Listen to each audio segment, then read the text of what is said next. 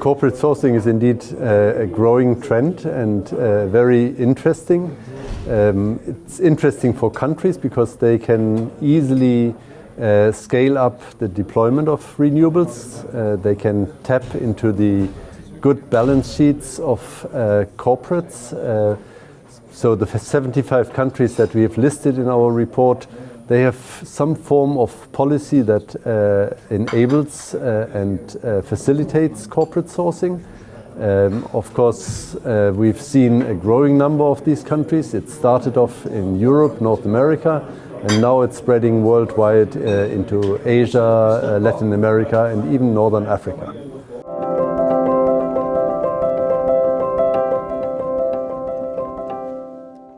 Well, I mean, we surveyed in our report 2,400 companies, and we had many companies that were actually actively sourcing renewable energy, but only a few of them had targets. So 17% of the companies have actual renewable energy targets, and we believe many more can do that.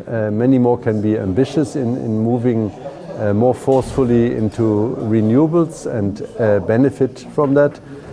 We are offering them the technical analysis that shows to them how renewables can be of benefit to their corporate objectives. And we are working with governments to put in place then legal and regulatory frameworks that are required for that to happen more effectively.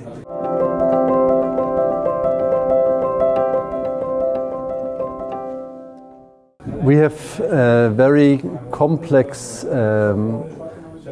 systems in place for project finance for solar PV, which is in contrast to a technology that's actually fairly simple and standardized. We've got solar PV panels that need to be plugged in, integrated into a system, and then can be operated.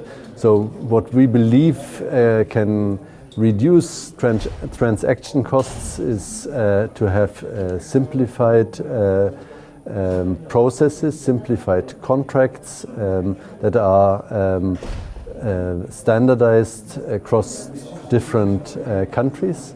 That will then also help to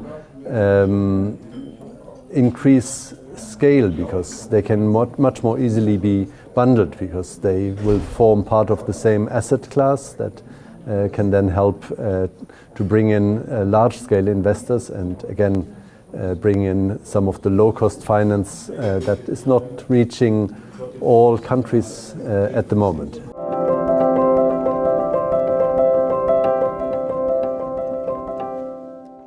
I think the solar industry has still a huge potential to reach greater scale. We have seen enormous growth over the last decade, but it has been limited to several markets. So we've seen initially growth in Europe and North America. We've more recently seen growth in some of the large emerging economies, and we still have a huge potential to go into smaller developing countries and scale up in a much bigger way. I mean, since you asked also about the challenges, we've seen that system integration is becoming increasingly a challenge when solar PV reaches higher shares, and I was quite pleased actually here at the Intersolar to see an increasing number of industry players offer integrated solutions where solar PV is part of a system. Solar PV actually is used beyond pure electricity and linked to heat, linked to transport. E-mobility, of course, is an important feature in that regard. So those are the opportunities, and system integration to make it possible are the challenges.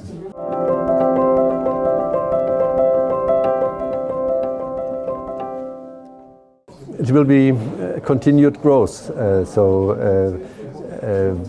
I hope in the next 3 to 5 years it will be a very rapid growth. Certainly in the next 10 to 20 years it will be rapid growth. 3 to 5 years we will see a much larger role for storage, battery storage, that will help the system integration and again benefit the growth of solar PV. We will see more and more integrated solutions that couple different energy sectors and link the power sector to transport and heat.